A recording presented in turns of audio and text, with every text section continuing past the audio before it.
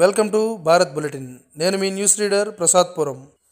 చిత్తూరు జిల్లా చంద్రగిరి వద్ద తిరుపతి బెంగళూరు ప్రధాన హైవేపై ఓ బెంజ్ కారు ఎదురుగా వస్తున్న ట్రాక్టర్ను ఢీకొన్నది. ఈ ప్రమాదంలో ట్రాక్టర్ డ్రైవర్కి గాయాలవగా ట్రాక్టర్ పల్టీలు కొట్టి రెండుగా విరిగిపోయింది.